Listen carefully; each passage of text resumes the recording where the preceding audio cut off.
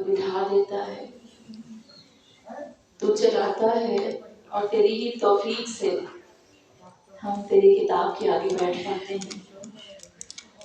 الحمدللہ الذی ہدانا لہذا وما كنا لنهتدی لولا ان ہدانا اللہ۔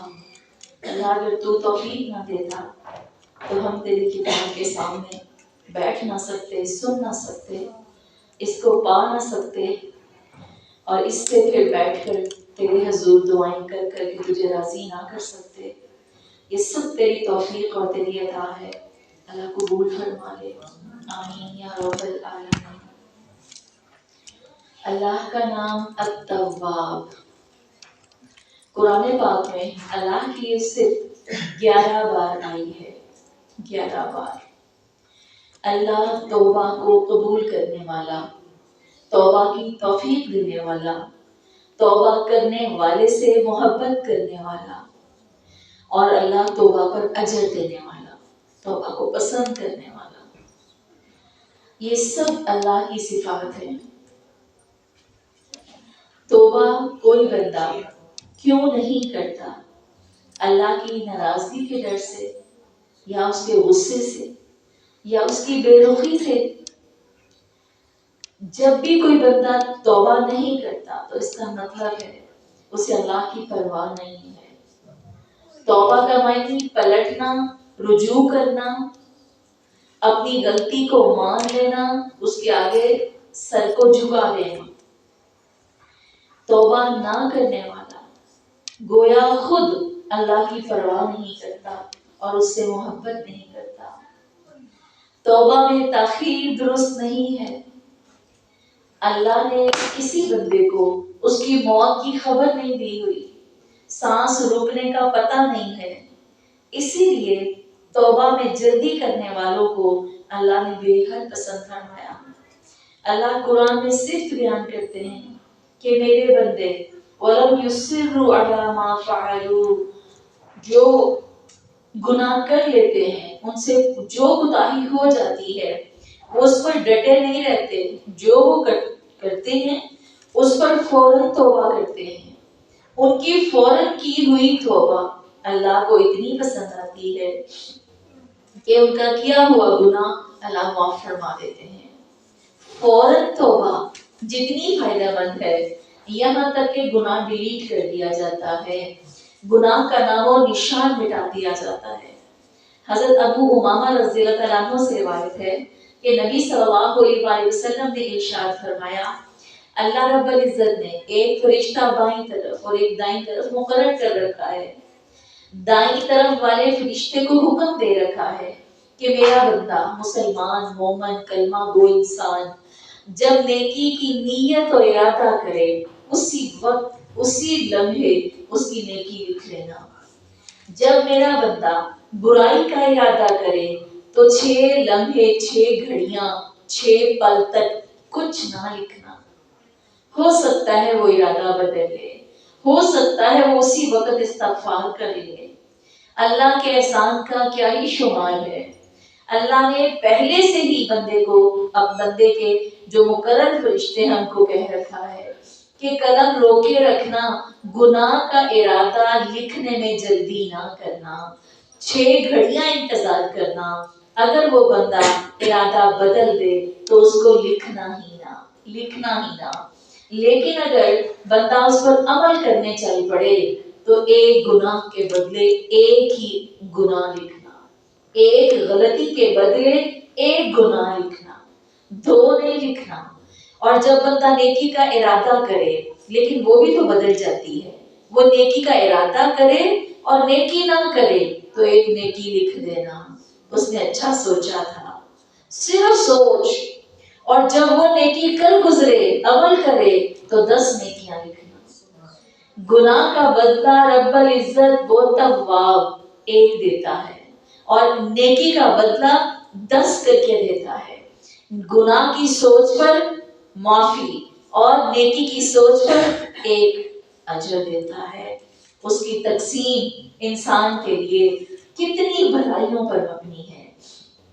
اب توبہ کا فائدہ کیا ہے؟ قرآن پاک میں اللہ فرماتے ہیں غافر الذنب وقابل التوب انہ کان توابا رحیما۔ اللہ فرماتے ہیں کہ جو بندہ گناہ کرتا ہے لیکن وہ اللہ سے بخشش کی امید پر فوراً توبہ کرتا ہے، وہ اللہ کی نظر میں ایسے ہو جاتا ہے جیسے اس نے گناہ کیا ہی نہیں۔ اللہ توبہ کو پسند کرتا ہے اور توبہ پر معافی دے ڈالتا ہے۔ جس نے اسی وقت توبہ کر لی اس کی معافی ہو گئی۔ اللہ فرماتے ہیں کیا انہیں معلوم نہیں ہے کہ بے شک اللہ ہی ہے جو ان کی توبہ ان کے صدقات کو قبول کرتا ہے، اور صرف اللہ ہی ہے جو توبہ قبول کرنے والا اور نہایت رحم فرمانے والا ہے۔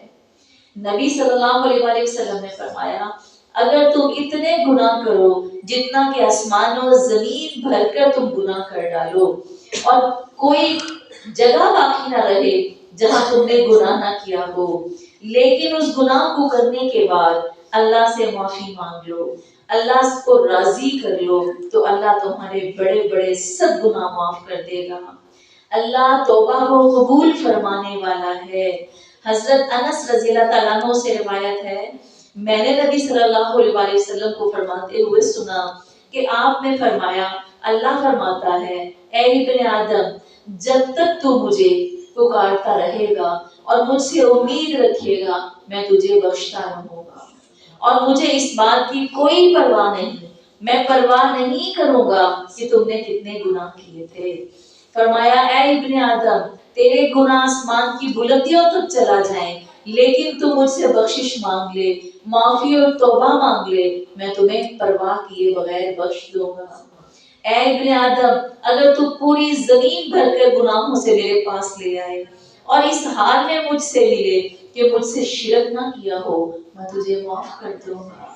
ان اللہ یحب التوابین ویحب من المتطہرین، بے شک اللہ تعالیٰ توبہ کرنے والوں کو پسند کرتا ہے اور صاف ستھرے پاکیزہ رہنے والوں کو رب العزت پسند فرماتا ہے۔ اللہ کی پسند کے لیے بھی معافی مانگنی اور معافی مانگنا از خود ایک عبادت ہے۔ ہم جیسے عبادت کو نوافل کی صورت میں کرتے ہیں اسی طرح ہم تسبیحات عبادت کے لیے کرتے ہیں، کبھی ہم توبہ بھی اس لیے کیا کریں کہ یہ بھی عبادت کا ایک حصہ ہے۔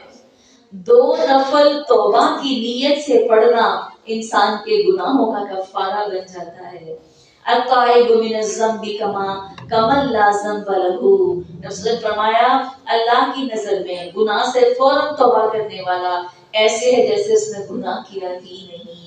اللہ کا یہ نعم البدل، بہترین نعم البدل لینے کے لیے اللہ قرآن میں فرماتے ہیں فَأُولَٰئِكَ يُبَدِّلُ اللَّهُ سَيِّئَاتِهِمْ حَسَنَاتٍ وَكَانَ اللَّهُ غَفُورًا رَحِيمًا۔ یہی وہ لوگ ہیں جو اپنے گناہوں کی رب سے معافیاں مانگ لیتے ہیں، اللہ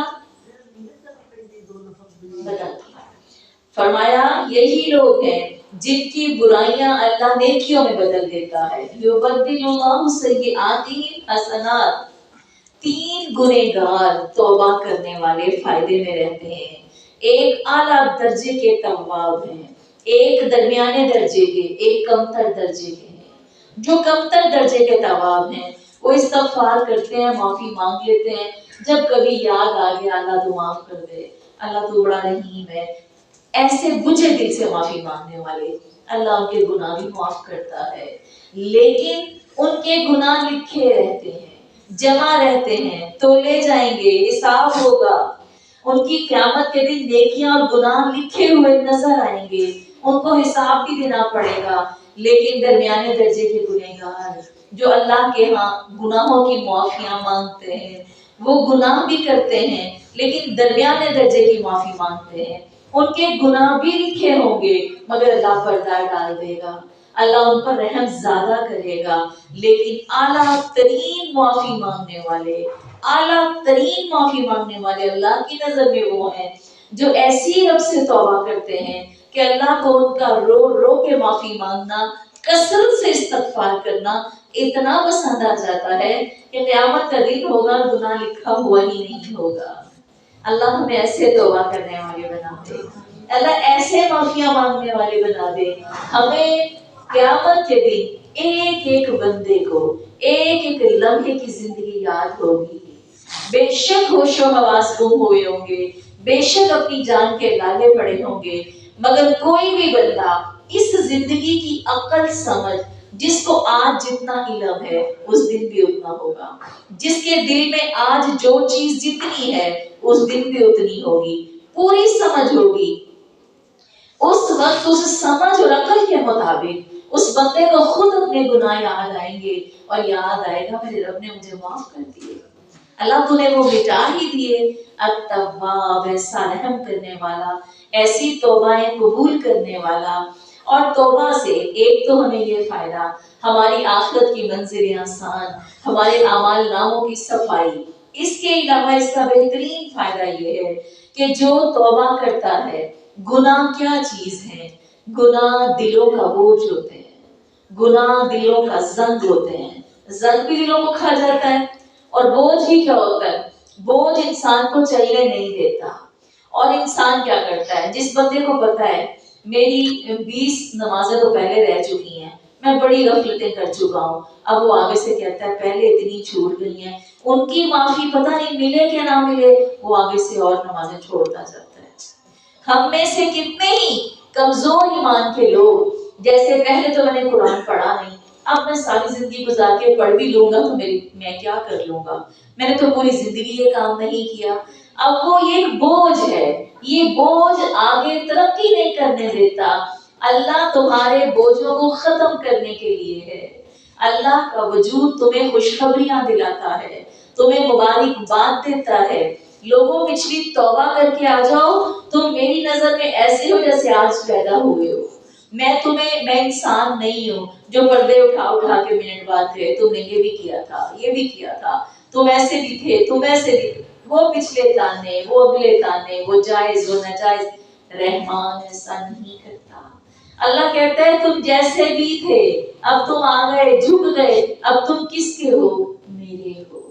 جب تم اللہ سے کہتے ہو یا ربی انا میں بے شک تمہارا بندہ ہوں، انا عبدک، اللہ میں تیرا بندہ ہوں۔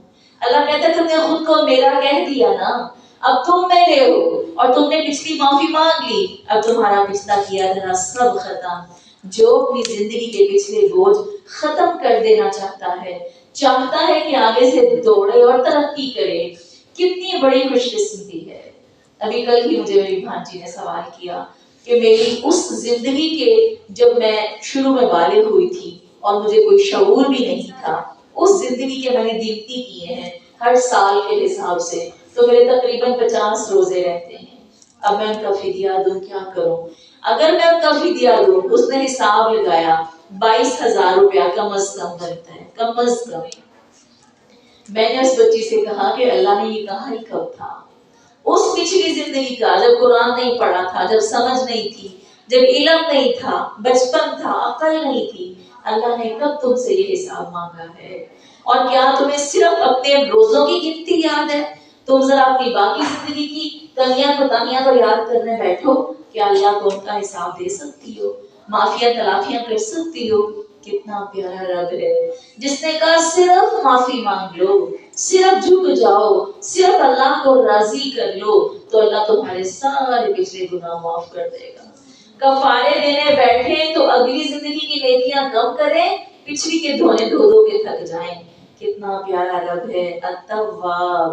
اب 2 نفل پڑھنے کا طریقہ، یہ 2 نفل ہم اپنی زندگی میں اللہ رب العزت رمضان میں ہمیں داخل کرے، اور ایسا بہترین داخل کرے کہ اللہ تعالیٰ جیسے کسی حاجی کو حرم میں قبولیت حج کے لیے داخل کرتا ہے، اللہ تو ہمیں رمضان میں ایسے داخل کرنا جیسے تو میدان عرفات میں اپنے مومنین کو شیطان کے رونے کے لیے داخل کرتا ہے۔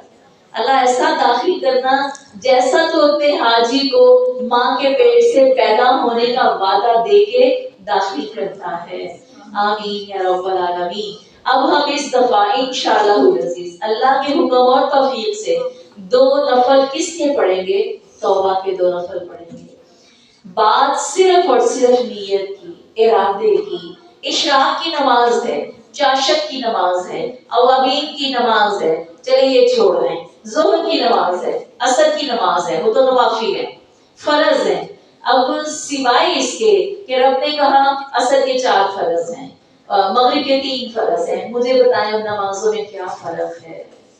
سوائے اس کے اچھا اب وہ جو ہم فجر پڑھتے ہیں اور ظہر پڑھتے ہیں، فجر کو فجر کیوں کہتے ہیں؟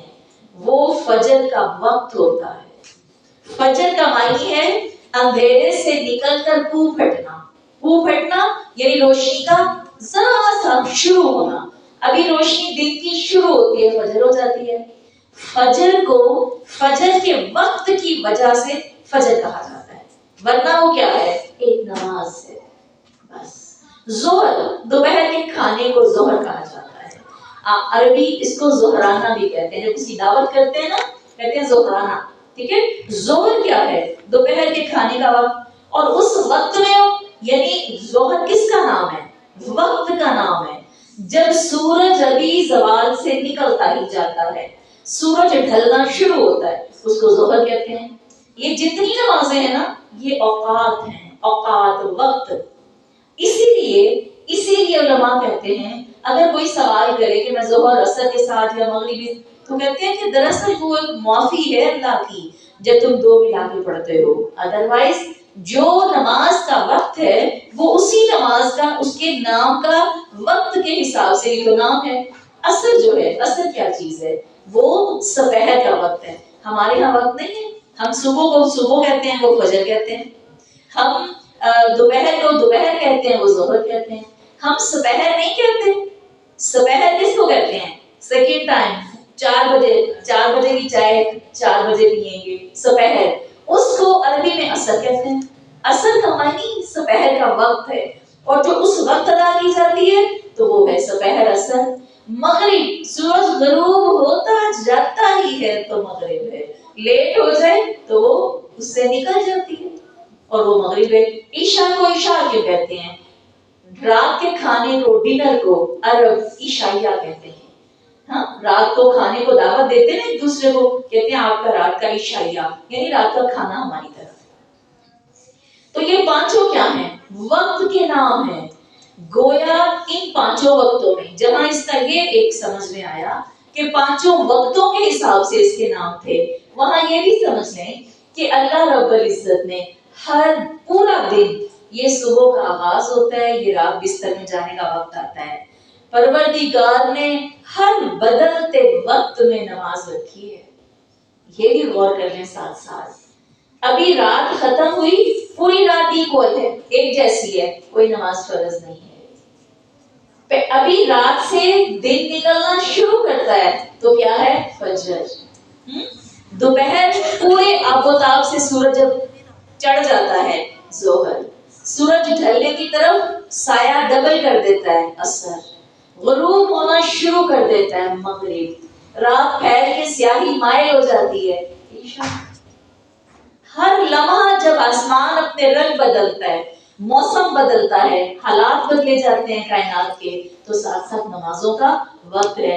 گویا یوں لگتا ہے بندہ مومن آنکھ کھولتا ہے اور لمحے لمحے گزارتا ہے تو نماز۔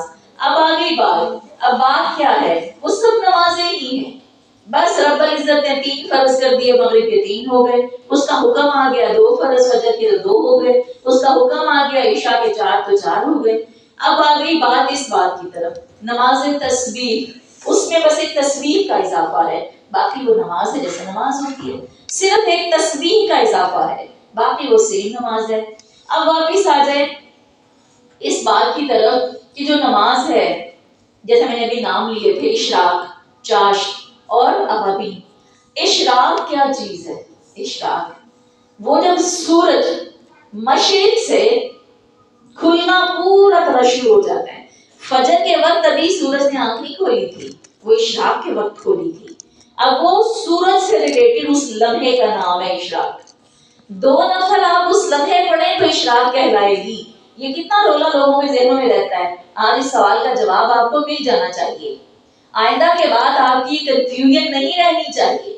اشراق کیا ہے، چاشت کیا ہے، وابین کیا ہے، غور سے سن لیں، یہ ایک ہی چیز ہے، نام یہ کوئی الگ نماز نہیں ہے۔ جو اللہ سے جب رجوع کرنا چاہے، اگر وہ اشراق کے وقت میں اللہ کے پاس 2 نفل پڑھتا ہے اور وقت وہ ہے تو اشراق کہلائے گی۔ چاشت کا وقت جب سورج ابھی ٹھنڈا ہوتا ہے لیکن پورا نکل چکا ہوتا ہے، گول ٹکی ہو چکی ہوتی ہے، وہ کیا ہے؟ آپ نے فرمایا جب اونٹنیوں کے پاؤں جلنے لگے ہیں ریت میں صحرا میں جلدی شروع ہو جاتے نا، ہمارے یہاں 11 بجے اتنی کڑی دھوپ نہیں ہوتی لیکن صحرا میں ہوتی ہے، وہ چاشت کا وقت ہے سورج کے حساب سے۔ اگر آپ نے اس وقت 2 نفل پڑھ لیے وہ چاشت کہلائے گی۔ بات سمجھ آ رہی ہے؟ اشراق بھی نفل ہے، چاشت بھی نفل ہے، اوابین بھی نفل ہے۔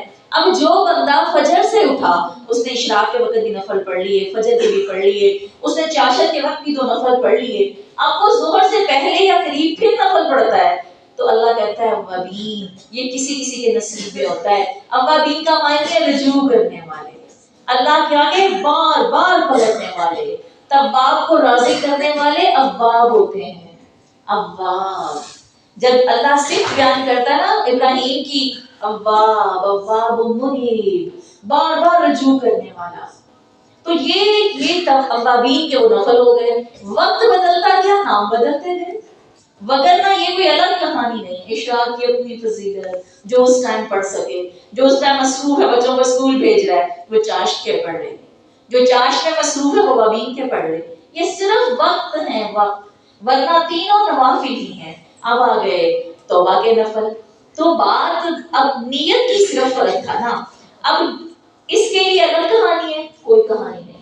استخارے پر کتنے سوال ہوتے ہیں؟ استخارے کا کیا ہے معنی؟ اللہ سے خیر مانگنی، استخارے کا ایک معنی، اللہ سے مشورہ کرنا دوسرا معنی، اللہ کو سونپ دینا تیسرا معنی۔ تینوں معنی نیت رکھ لیں، اللہ مشورہ کر رہی ہوں میرے لیے یہ فیصلہ اچھا ہے کہ نہیں اچھا۔ اگر اللہ تو سمجھتا ہے، تو ماضی حال مستقبل کے علم جانتا ہے، یہ میں آپ کو استخارے کا مفہوم بتا رہی ہوں۔ ہم ایک دعا پڑھتے ہیں عربی میں، اللہ اگر تو اس کو جانتا ہے میرے حق میں یہ فیصلہ بہتر ہے تو اللہ اس فیصلے کو میرا مقدر کر دے۔ اگر اللہ تو جانتا ہے کہ یہ فیصلہ میرے لیے نہیں اچھا، مجھے کیوں پتا، میرے مستقبل میں یہ چیز میرے لیے فائدہ مند ہوگی کہ نہیں۔ اب اگر اللہ تو جانتا ہے تو تو کیا کر دے، اس چیز کو، اس کام کو، اس کاروبار کو، اس رشتے کو، اس شخص کو مجھ سے دور کر دے۔ یہ ہے استخارہ، کوئی کہانی نہیں ہے، نفل 2 ہی ہے۔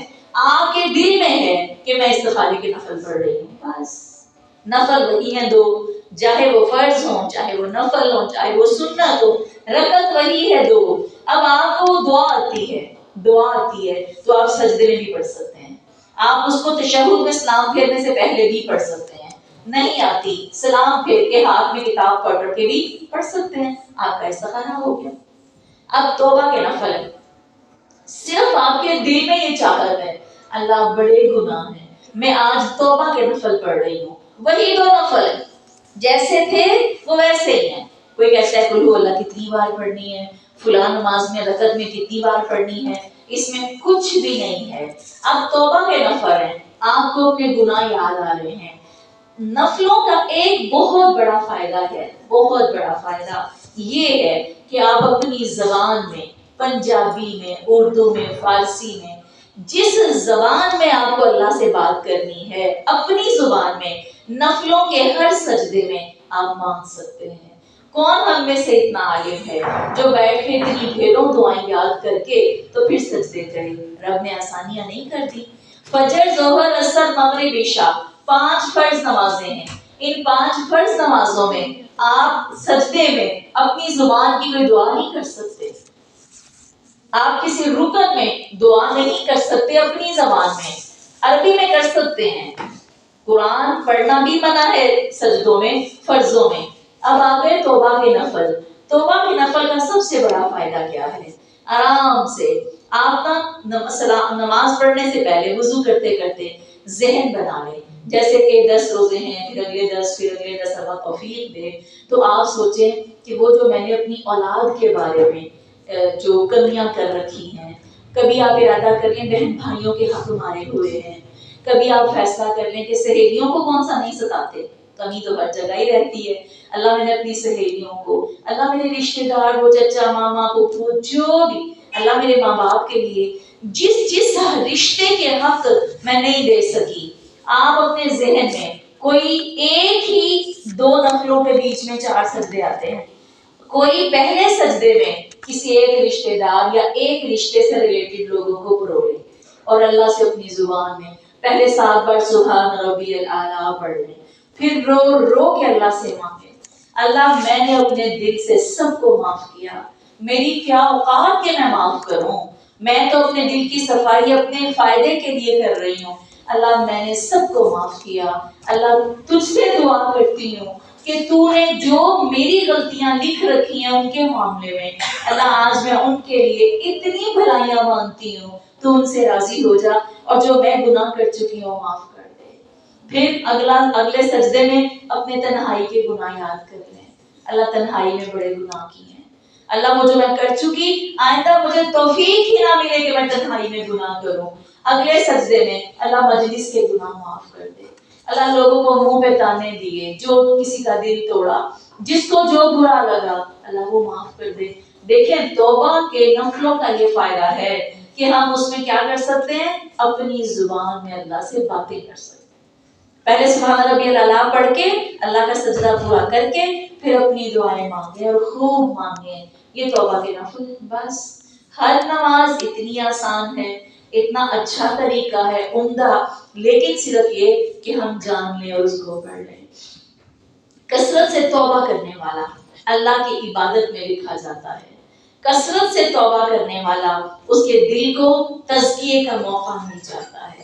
تزکیہ نفس بہت بڑی پاکیزگی ہے، ہر مومن سے یاد رکھیں، نبی صلی اللہ علیہ وسلم نے فرمایا ہر مومن سے کوئی ایسا گناہ ہوتا رہتا ہے جس پر وہ قائم رہتا ہے حتیٰ کہ موت آ جاتی ہے، لہٰذا تم اگر سوچو بھی کہ میں خود کو درست کر لوں گا، کر نہیں سکتے، آپ سے فرمایا مجھے یہ حدیث بڑی پیاری لگی، واقعی اپنی کئی کمیاں یاد آئیں کہ فرمایا تم میں سے ہر مومن ایک گناہ جس پر وہ قائم اسے پتہ نہیں چلتا، اس سے وہ ہوتا رہتا ہے، فرمایا ہمیشہ توبہ کرتے رہا کرو۔ آپ سے فرمایا بہترین خطا کار بہترین توبہ کرنے والے ہیں، وہ جو مسلسل گناہ ہوتا رہتا ہے پتہ نہیں چلتا، انسان ہے، کمزور ہے، اس کی بھی معافی مانگتے رہا کرو۔ اسی طرح اپنے آپ کو اللہ سے جوڑنے کا بہترین طریقہ یہ ہے کہ اللہ سے معافی مانگ کے اس کو راضی کر لیں، جو اپنے رب کو راضی کر لے گا، اور معافی مانگ کے راضی کر لینا کتنا آسان ہے، کتنا آسان ہے، اس سے زیادہ آسان کوئی زینہ نہیں ہوگا، اس سے زیادہ آسان کوئی طریقہ نہیں رکھتا۔ اور دیکھیں اللہ کریم صرف توبہ سے گناہ معاف نہیں کرتا، راضی بھی ہو جاتا ہے، پھر صرف راضی نہیں ہوتا اجر بھی دیتا ہے، پھر صرف اجر نہیں دیتا گناہوں کو نیکیوں میں بھی بدلتا ہے۔ کتنے خوبصورت سودے ہیں جو اللہ سے ہمیں کر کے ملتے ہیں۔ الحمدللہ القوی المتین، اللہ رب العزت طاقت کا سرچشمہ ہے، اور وہ متین ہے، قوت والا اور طاقت والا، دونوں کا معنی ملتا جلتا۔ القوی، قوی قوت والا، اور متین مضبوط طاقت والا۔ کچھ قوتیں ایسی ہوتی ہیں وقت کے ساتھ کم ہو جاتی ہیں، آج جوانی ہے کل نہیں رہے گی، اللہ صرف قوی نہیں ہے، وہ متین بھی ہے، ایسا مضبوط جو شروع سے لے کے آخر تک سدا اپنی قوت کو برقرار رکھے، اس کی قوت میں نہ کمی آئے نہ کبھی کوئی اس میں گھاٹا ہو۔ القوی قرآن میں 9 بار آیا ہے، المتین قرآن میں 1 بار آیا ہے، دونوں اللہ کی صفات ہیں۔ اللہ کی یہ صفت جو ہے یہ انسان کو اپنے اندر قوت اور طاقت اور ہمت پیدا کرنے کا باعث بنتی ہے۔ جب تھکیں، جب گریں، جب ٹوٹ کے بکھریں، اللہ سے کہیں اللہ میں فقیر ہوں، انت کیا ہے، انت القوی، اللہم نحن الضعفاء، اللہ ہم کمزور ہیں، انت القوی، انت القوی المتین، ساری طاقتیں صحت کی، ایمان کی، علم کی، عمل کی تجھ سے لینی ہے۔ یاد رکھیں اس کائنات میں ہم نے دنیا سے جیتنا نہیں ہے، ہم نے دنیا فتح نہیں کرنی، کیا کرنا ہے، صرف مسائل سے نکلنا ہے، بس اللہ سے طاقت مانگیں، کوئی آپ کے بالمقابل درست ہو جائے یہ امید چھوڑ دیں، یہ کسی صورت دل کو اپنے تسلی نہ دیں. اللہ بدلنے والا ہے، وہ چاہے بدلے چاہے نہ بدلے. اپنے نبی کو رب نے کہہ دیا، اے نبی انک لا تہدی من احببت، جسے تو پسند کرتا ہے اسے تو ہدایت نہیں دے سکتا. یہ اللہ کے اختیار میں. ہم نے صرف اور صرف قوت مانگنی ہے. اللہ صبر نہ چھوٹ جائے، اللہ وہ چپ کا روزہ نہ ٹوٹ جائے. کمزور ہیں، انسان ہے، ٹوٹ جائے گا کسی کا کچھ نہیں جائے گا، اپنا ایمان کمزور ہوگا، رب نہ ناراض ہو جائے. لہذا قوت مانگے، طاقت مانگے، اور صرف لوگوں سے نہیں دنیا سے جیتتے اور اپنے کام پہ کام رکھیں. اس دنیا میں ہم نہ ہی تو دنیا کو فتح کرنے آئے ہیں اور نہ ہی یہ فتح کرنا ہمارا ٹارگیٹ ہے. جو کوئی جو کچھ کرتا ہے وہ کرتا چلا جائے. آپ اللہ سے ہمت مانگ کر کھڑے رہیں.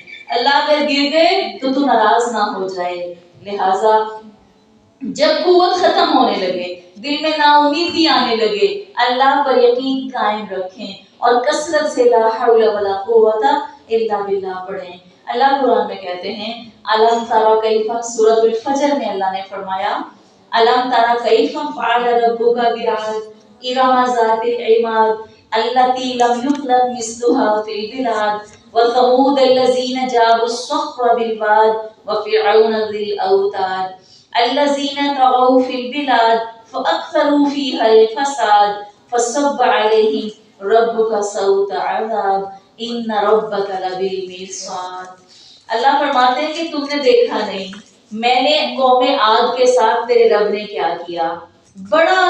بڑی اونچی شان والا تھا.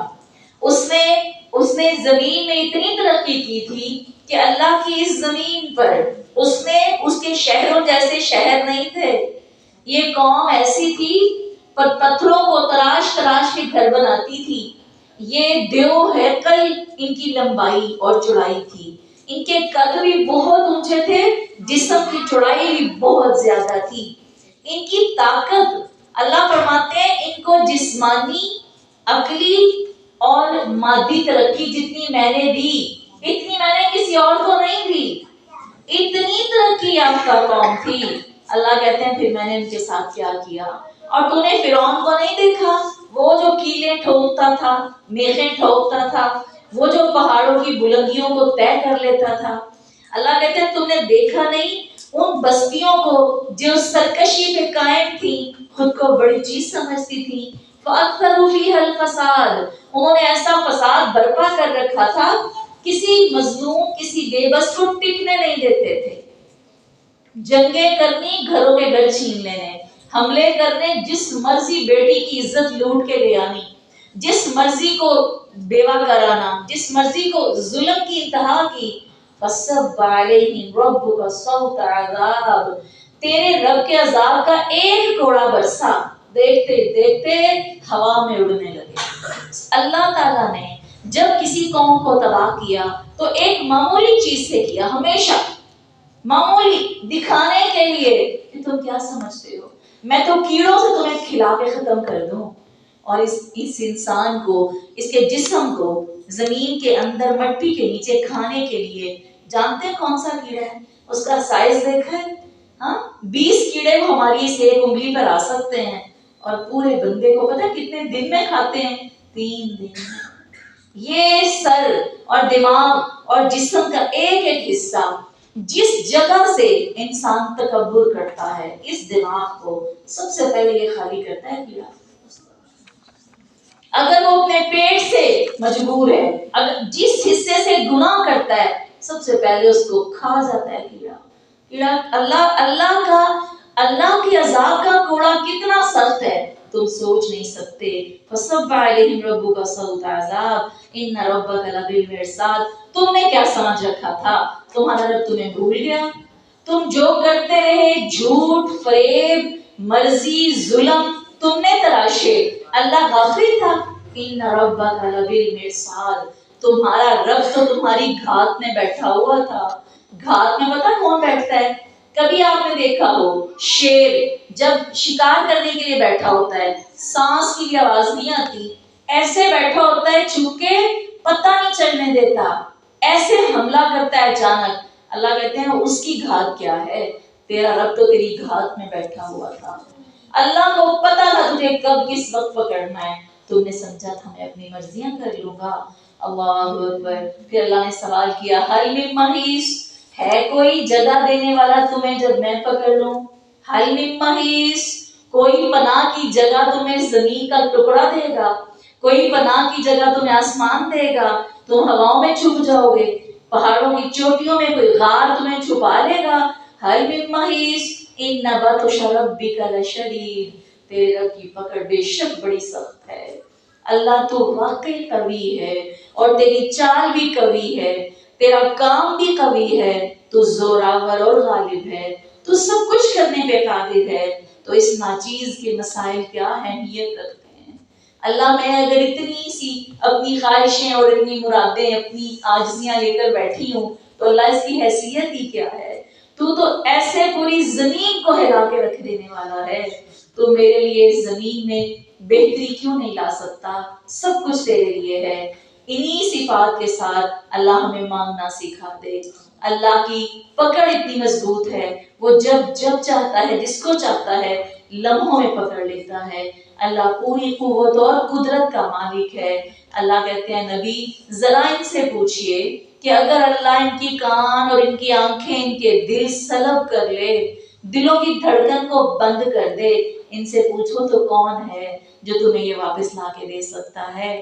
اپنے ہاتھوں میں پلے پلائے جوان اور اپنے ہاتھوں میں بہترین انسان چلتے پھرتے کیا ہوتا ہے؟ وہ دنیا سوچتی ڈھونڈتی رہ جاتی ہے، دل کی دھڑکن بند ہو گئی۔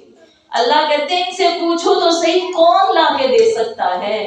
جب تم کسی چیز کے مالک ہی نہیں ہو تو کیوں نہیں جھک جاتے اس کے آگے؟ کیوں نہیں طاقتوں کے مالک کے حوالے خود کو کر دیتے؟ وہ ہے سرچشمہ طاقت کا، وہ تمہاری ایک ایک حرکت کو دیکھ رہا ہے اور وہ تم سے صرف کیا طلب کرتا ہے، اس کے آگے جھک جاؤ، اسی کے ہو کے رہ جاؤ۔ اللہ کا کلام بھی طاقت والا، اللہ کی ذات بھی طاقت والی۔ اب ہم دیکھتے ہیں کہ اللہ کے کلام کی کیا طاقت ہے۔ اللہ قرآن میں فرماتے ہیں اللہ نے بجلی کی کڑک کو طاقت دے رکھی ہے، ذرا سی بجلی کڑکتی ہے گھروں میں دل کانپ جاتے ہیں۔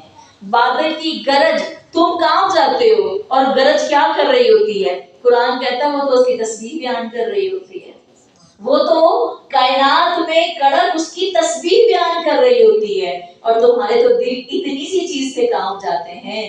دل ہے کتنے طاقتور، حیثیت ہی کچھ نہیں ہے اس کی طاقت کی۔ اللہ نے لوہا پیدا فرمایا، اللہ نے لوہے کو نازل آسمان سے کیا، فرمایا اس میں بڑی قوت ہے۔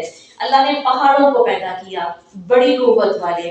اللہ نے فرشتوں کو بنایا، قرآن ہی میں اللہ فرماتے علمہ شدید القویٰ، زبردست قوت والے نے اس کے ہاتھ قرآن بھیجا ہے، اس نے اپنے نبی کو قرآن سکھایا ہے جو شدید القویٰ۔ اور پھر اسی کے بارے میں اللہ فرماتے ہیں انہ لقول رسول کریم ذی قوت عند ذی العرش مکین، وہ عرش والے کی نظر میں بہت قوت والا ہے، وہ جبریل امین ہے، اس کے ہاتھ اللہ نے کلام بھیجا ہے۔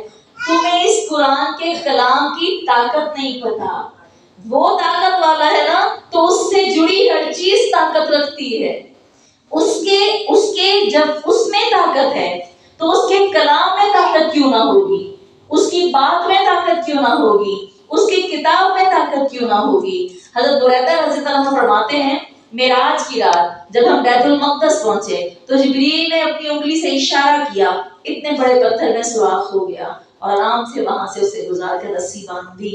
حضرت سلیمان کی مجلس میں ایک جن بیٹھا تھا، حضرت سلیمان نے کہا کون ہے جو اس کو کچھ لمحوں میں بلقیس کا تخت مجھے لا کے دے؟ دیو ہے کل جن، کہنے لگا افریت اس کے لیے قرآن کہتا ہے اتنا بڑا دیو ہے رجل، کہتا ہے اللہ کے نبی میں پلک جھپکنے سے پہلے یہ پلک ایسے اور ایسے ہوگی، میں ابھی کے ابھی لا دیتا ہوں۔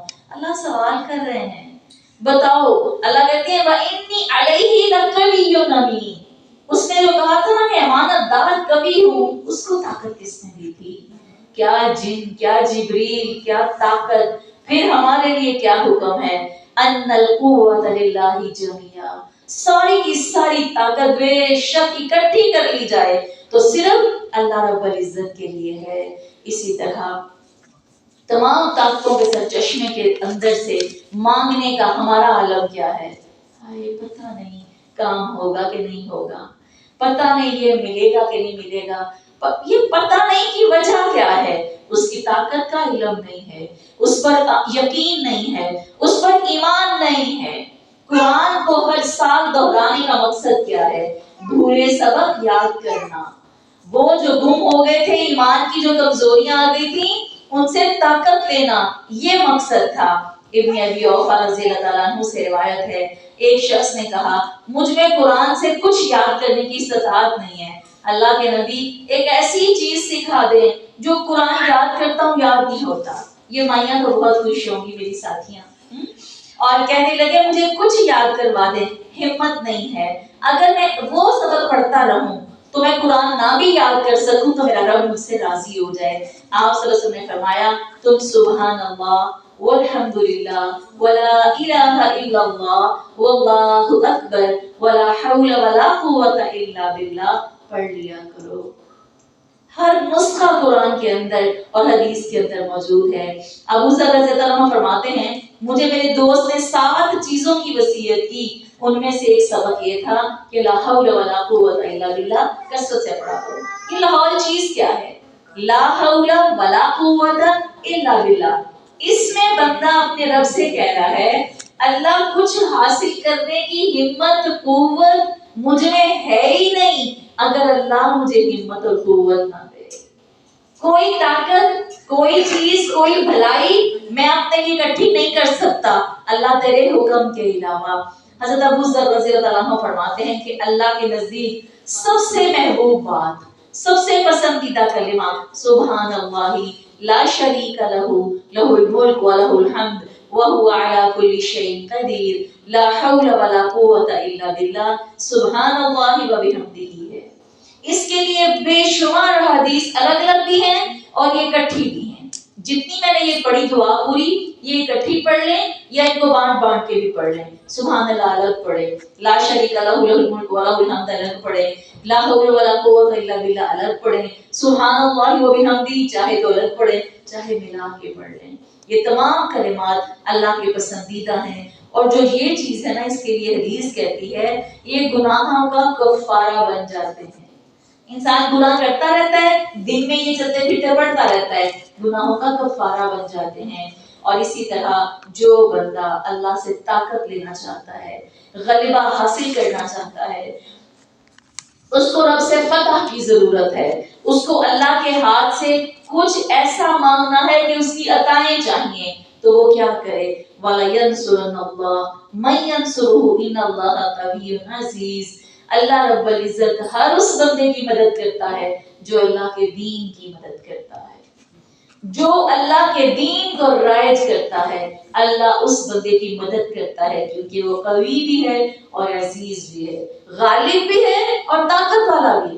اکیلی طاقت ہو غالب نہ کر سکے پھر مسئلہ، وہ طاقت بھی رکھتا ہے، غالب بھی کرنے پہ قادر ہے اور وہ اپنے حکم کو جما کے رکھتا ہے۔ اللہ رب العزت اپنی تمام صفات کو ہمارے دل کا حسن بنا دے، اور اللہ رب العزت اپنی تمام صفات کے ساتھ ہمیں مانگنے والوں میں شامل کر دے۔ آمین ثم آمین۔